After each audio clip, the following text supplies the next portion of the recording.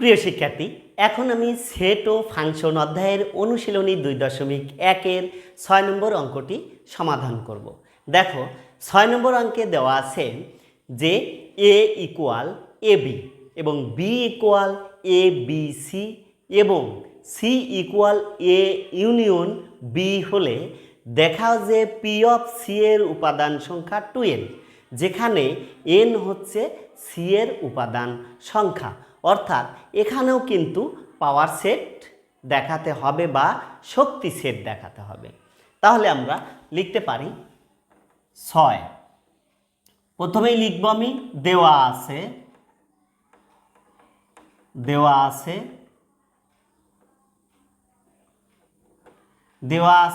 a equal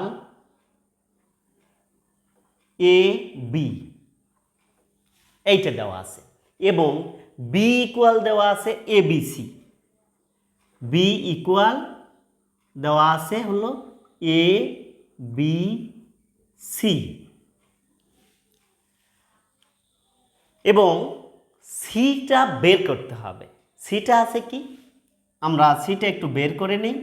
C equal A union B, এইটা আমাদের বের করতে হবে। বের করে তারপরে পি অফ সি আমরা দেখিয়ে দেব।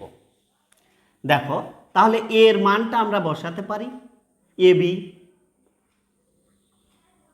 ইউনিয়ন বি এর মান আমরা বসাতে পারি কি এ বি সি।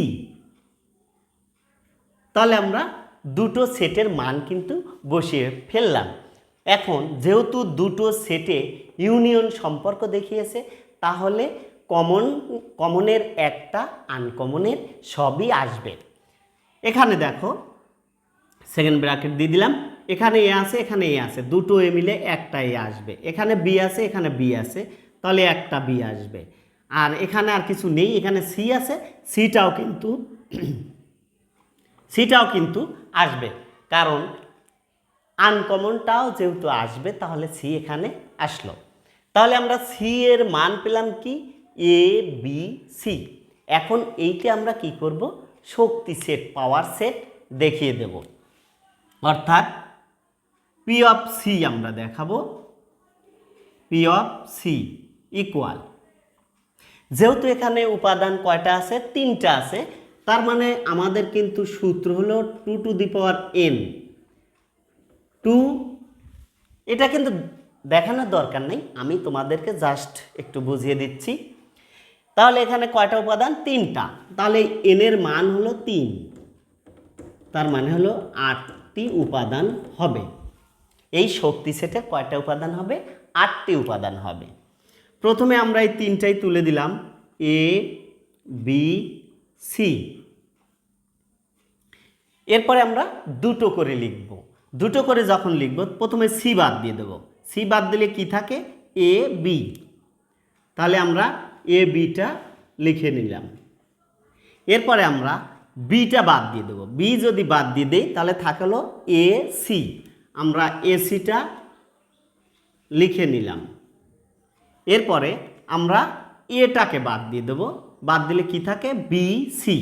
এ যদি বাদ দেই বি সি থাকে, তাহলে বি সি থাকলো।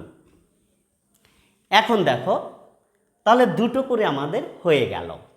প্রথমে 3টা ছিল, তারপরে দুটো করে, এইবার আমরা একটা করে দিয়ে দেব।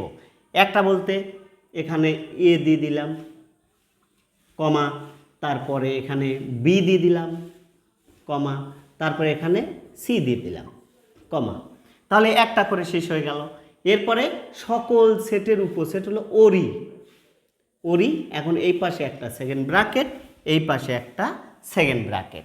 তাহলে দেখো তো 8টা সদস্য হয়েছে কিনা, 1 2 3 4 5 6 7 8, 8টা কিন্তু আমাদের সদস্য হয়ে গেছে।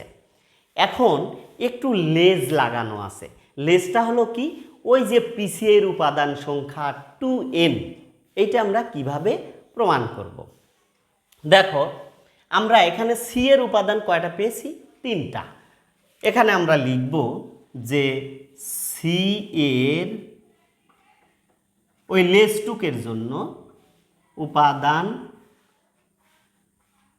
সংখ্যা 3টি।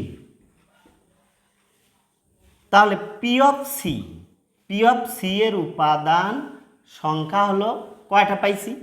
পি অফ সি এর উপাদান পেয়েছি আমরা কয়টা? 8টা। তাহলে আমরা লিখে দেবো এখানে 8। তার মানে এই 8কে যদি আমরা ভাঙি, ওই যে আমাদের সূত্র 2 এর উপরে কত? এই যে 3 হয়ে গেল।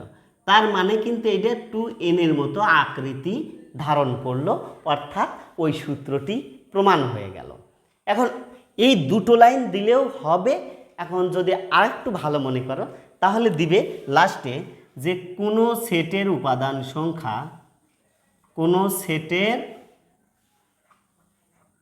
সেটের উপাদান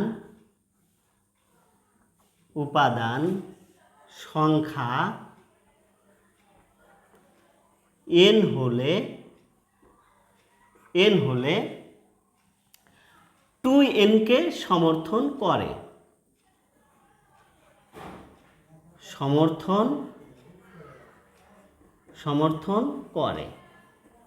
অর্থাৎ অনেক সময় বলে দেয় যে পি অফ সি এর উপাদান সংখ্যা, দেখা যায় পি অফ সি এর উপাদান সংখ্যা 2n কে সমর্থন করে, তখন এই লাইনটা অবশ্যই তোমরা জুড়ে দিবে।